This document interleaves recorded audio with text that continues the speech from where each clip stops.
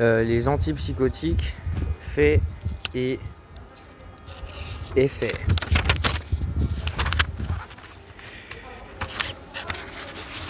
Je tourne les deux premières pages parce que c'est tout le temps la même chose.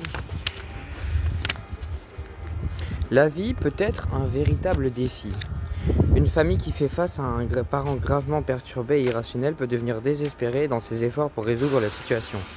Si un membre de sa famille ou vous-même avez souffert de cette condition, vous savez qu'elle peut transformer la vie en cauchemar.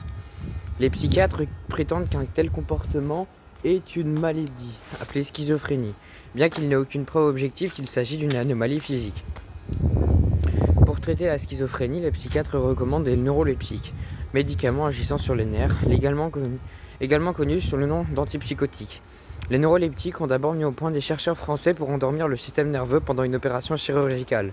La cause des symptômes de la maladie de Parkinson, membres qui tremblent et une rigidité musculaire, et une encéphalie léthargique, gonflement du cerveau, comme les psychiatres l'avaient découvert antérieurement.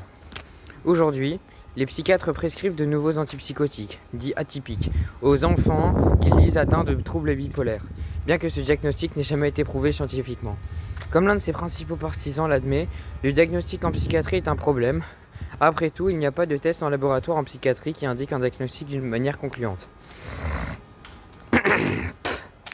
Pourtant, même si les psychiatres n'avaient aucun moyen de confirmer ce diagnostic entre 1994 et 2003, le nombre d'enfants soi-disant atteints du trouble bipolaire a été multiplié par 40. Aujourd'hui, la psychiatrie et l'industrie pharmaceutique ratissent 22,8 milliards de dollars, 15,4 milliards d'euros, grâce aux ventes annuelles d'antipsychotiques. C'était un motif suffisant pour qu'elles ignorent les demandes des dommages et intérêts à des gens à qui les antipsychotiques avaient été prescrits. Une solution de mon psychiatre a été de me prescrire des antipsychotiques. Je suis devenu agressif et pour la première fois j'ai commencé à m'entailler les bras, a dit Joe, 19 ans, mis sous antipsychotiques pour des troubles de l'alimentation. Je n'arrivais pas à m'exprimer, peu importe mes tentatives, je n'arrivais pas à formuler des mots à haute voix et je ne parlais qu'avec la plus grande difficulté. C'était comme si mon corps en tout entier succombait à un poison mortel, a dit J.A. après une semaine sous antipsychotiques. À mesure qu'on en augmentait le dosage, mon comportement devenait de plus en plus psychotique, a dit K.N. après avoir été mis sous antipsychotiques. Ce livret met en relief normalement les risques qu'on court en prenant des antipsychotiques, mais aussi les solutions de rechange qui peuvent aider les personnes qui ont un trouble mental sérieux. Noms commerciaux donnés aux antipsychotiques. Antipsychotiques plus anciens. Compazine, prochlopérazine, aldol, alloperidol, lagactyle, chlorpromazine, lidone, molidone, l'oxyptane, l'oxapine, mélaril, chlorhydrate de thioridazine, Mauban, chlorhydrate de molindrome, Navane, thioxytène, novotrifluosine,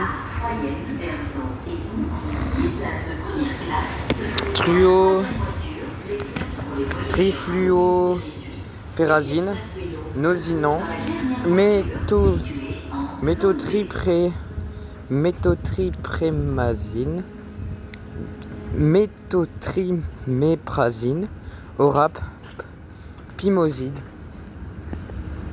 perméthyle, fluphénazine, phénergan, prométhazine, prokétazine, carphénazine, prolixin, chlorhydrate de fluphénazine, repoise, butapérazine, maléate, séréthyl, désilate de mésoridazine, sparine, promazine, stélazine, trifluopérazine, stéméthyle, chloroprothixène, thorazine, chlorpromazine, acétophénazine, trancopal, chlormézanone, trilafon, perfézanine, vesprin, triflupromazine, antipsychotiques atypiques les plus nouveaux, Abilify, aripiprazole, clozaril, clozapine, géodon, chlorhydrate de ziprasidone, Invega, palperidone, Leponex, clozapine, risperdal, risperdone, Serlect, Certandol, Seroquel, quetiapine, Simbax, fluoxétine et olanzapine, mélange d'antidépresseurs et d'antipsychotiques. Nous arrivons Meldox, à Troyenne. ziprasidone, Zyprexa, olanzapine, encéphalique léthargique, virus causant une inflammation du cerveau qui entraîne la léthargie. Les psychiatres allemands et suisses avaient mal diagnostiqué, l'appelant démence précoce ou plus tard schizophrénie. Plutôt que d'admettre leurs erreurs quand ils ont découvert qu'il s'agissait d'un virus, ils n'ont plus parlé des symptômes physiques et de la maladie, mais des symptômes mentaux, hallucinations, délires et pensées étranges. En quoi consistent les antipsychotiques?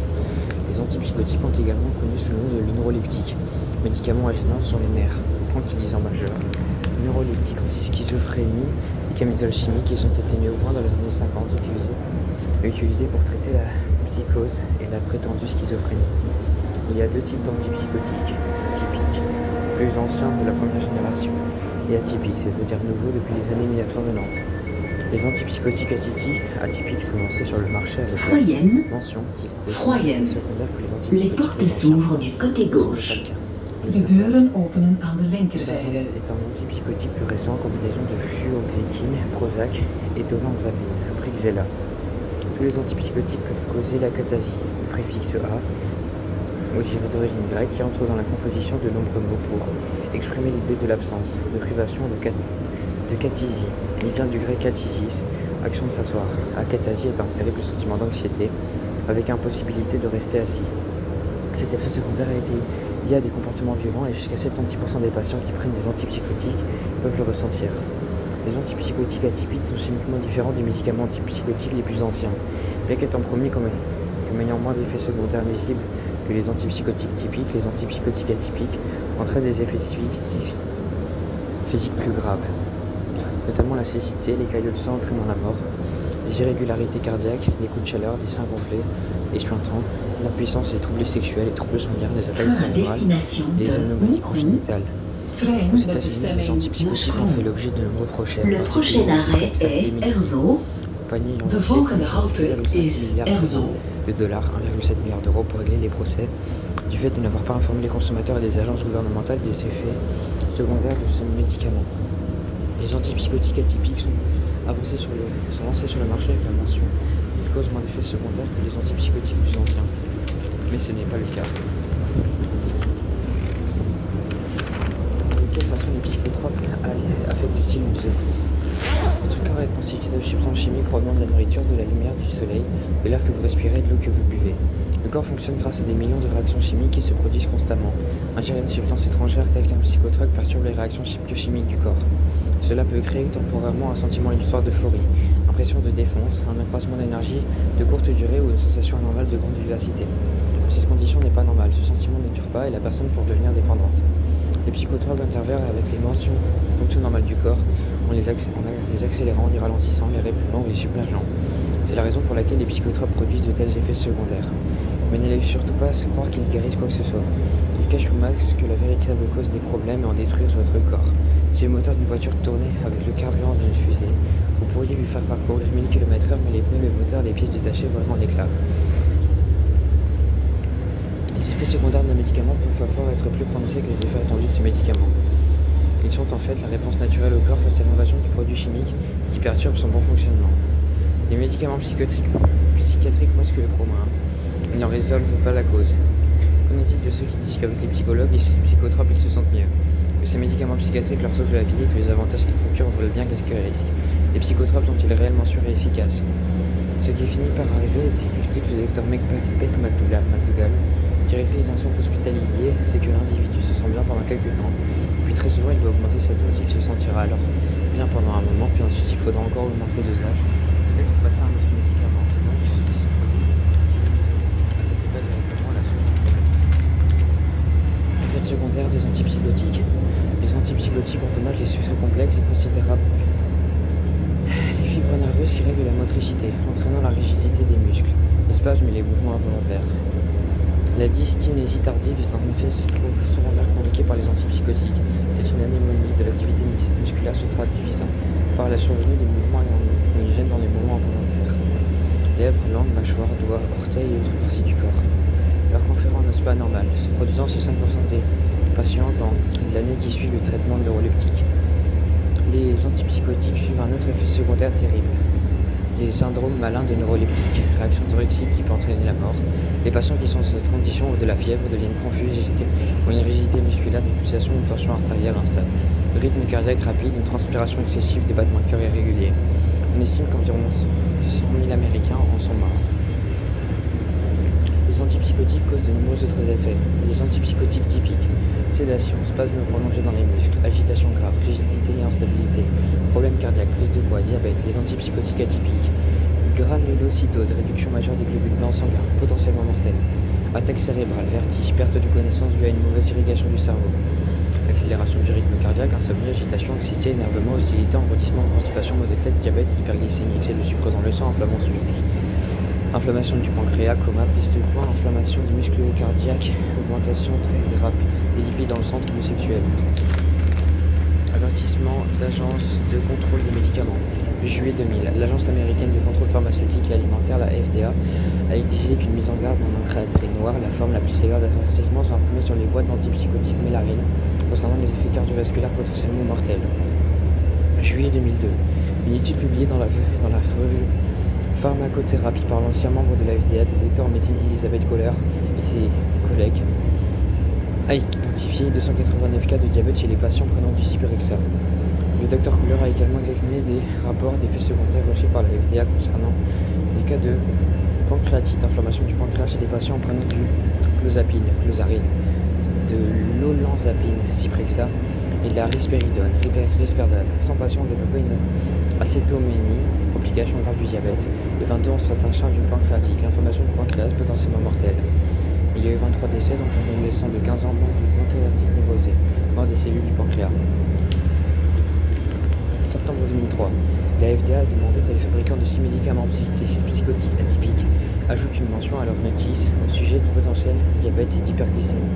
En avril 2005, la FDA avertit que les antipsychotiques pris par les personnes âgées atteintes de démence peuvent augmenter les risques de mort prématurée. Juin 2007, le secrétariat australien aux produits thérapeutiques a mis en garde contre les troubles cardiaques liés à la clozapine. En 2008, MedSafe, Nouvelle-Zélande, a publié un avertissement semblable. En 2008, la notice dans un encadré noir sur l'étiquette du Ciperexa met en garde contre les risques suivants: mort prématurée chez les personnes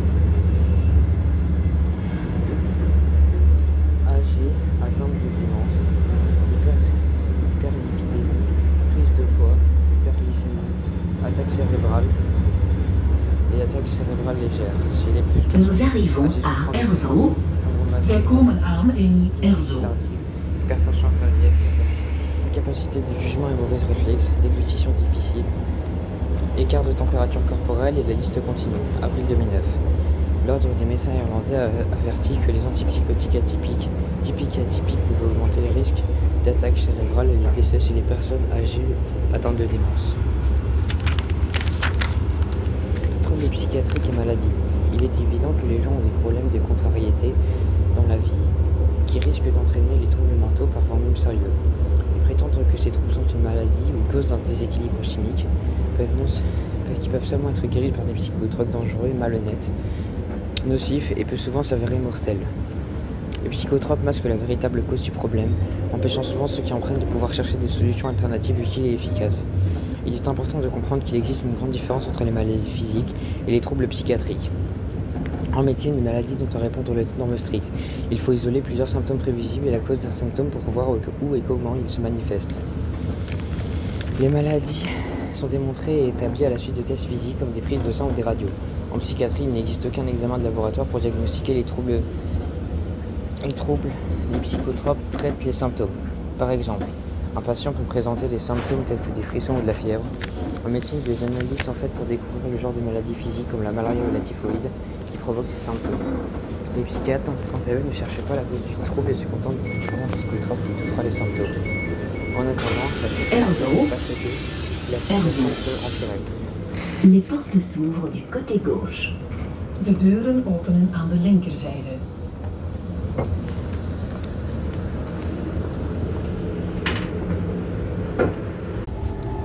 En psychiatrie, Nous il existe arrivons moyen de à laboratoire Mokro, pour gare diagnostiquer terminus. les troubles et Wij komen aan psychotropiques in symptômes. Moeskroen, Par exemple, eindstation. un patient peut présenter des symptômes tels que des frissons et de la fièvre. En médecine, les analyses sont faites pour découvrir le genre de frissons, le genre de maladies physiques comme la malaria ou la typhoïde qui provoquent ces symptômes. Les psychiatres, quant à eux, ne cherchent pas la cause du trouble et se contentent de donner un psychotrope qui étouffera les symptômes. En attendant, la source du problème n'est pas traitée et la situation peut empirer. Pour rendre leur théorie plus scientifique, les psychiatres prétendent que les troubles de leurs patients sont dus à un déséquilibre chimique dans le cerveau.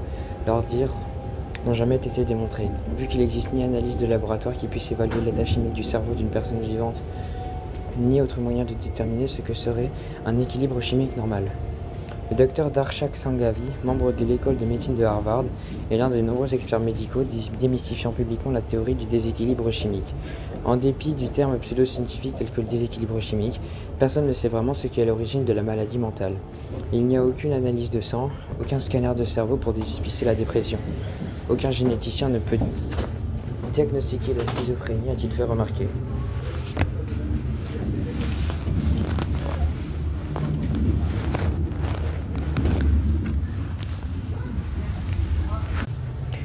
L'Association mondiale de psychiatrie et l'Institut national de la santé mentale admettent que les psychiatres ne connaissent ni les causes des traitements ni d'aucun trouble mental. Ils ignorent aussi les effets que les traitements, généralement des médicaments psychiatriques, auront sur leurs patients. Le trouble bipolaire est, selon les psychiatres, caractérisé par l'alternance de hauts et de bas extrêmes, dépression et actes de manie, d'où l'expression deux pôles ou trouble bipolaire. Même les revues médicales importantes ont contesté cette affirmation, précisant qu'il n'y a aucune preuve physique du trouble bipolaire dans le cerveau. De même qu'il n'y a aucune évidence de signe prouvant qu'une telle maladie est présente ou pourrait exister. En fait, rien ne prouve que les gènes puissent être la cause de la maladie. Solution. Le droit d'être informé. Les problèmes mentaux peuvent heureusement être résolus. Imaginez comment serait la vie si vous pensiez que vous ne pourriez jamais surmonter vos problèmes personnels et mener une vie heureuse et enrichissante. Malheureusement, les psychiatres vous diront d'habitude que vos problèmes émotionnels ou d'angoisse sont incurables et que vous devez prendre des psychotropes pour contrôler la situation, souvent pour le reste de votre vie. Mais il y a des choses qu'ils omettent d'habitude. Le consentement éclairé, l'article L 1110-5 du Code de la santé publique en France dicte que toute personne a, compte tenu de son état de santé et de l'urgence des informations qui lui requièrent, le droit de recevoir les soins les plus appropriés et de bénéficier de thérapeutiques dont l'efficacité est reconnue et qui garantissent la meilleure sécurité sanitaire au regard des connaissances médicales avérées. Les actes de prévention, d'investigation ou de soins ne doivent pas, en état de connaissance médicale de la science, lui faire courir des risques disproportionnés par rapport aux bénéfices escomptés. Les psychiatres n'ont pas l'habitude d'informer les patients au sujet d'éventuels traitements de médicaments, ni d'effectuer les examens médicaux approfondis pour s'assurer que le trouble d'une personne ne provient pas d'un trouble physique non traité qui pourrait causer le trouble mental. Il est donc recommandé pour que tous les patients voient d'abord un médecin généraliste, de préférence un médecin connaissant le domaine nutritionnel, qui devrait obtenir et examiner le passé médical du patient et de faire des tests physiques approfondis permettant de déterminer si une condition physique peut être la cause des symptômes de la personne. De grands spécialistes ont mentionné que la majorité des gens manifestant des problèmes de mentaux souffraient d'une maladie non psychiatrique causant une liaison tension émotionnelle. Il existe bien trop d'alternatives possibles à la prescription abusive de psychotropes pour les énumérer toutes ici. Les psychiatres affirment cependant qu'il n'existe aucun traitement alternatif et se battent pour faire valoir leur théorie. Les patients et les médecins devraient exhorter leurs représentants gouvernementaux à accepter et à approuver et à financer les solutions alternatives efficaces pour remplacer les psychotropes dangereux. De grands spécialistes ont mentionné que la majorité des gens manifestant des problèmes mentaux souffrent probablement d'une maladie non psychiatrique causant une tension émotionnelle. La Commission des citoyens pour les droits de l'homme. Restaurer le droit de l'homme et la dignité dans le domaine de la santé mentale. La commission pour des citoyens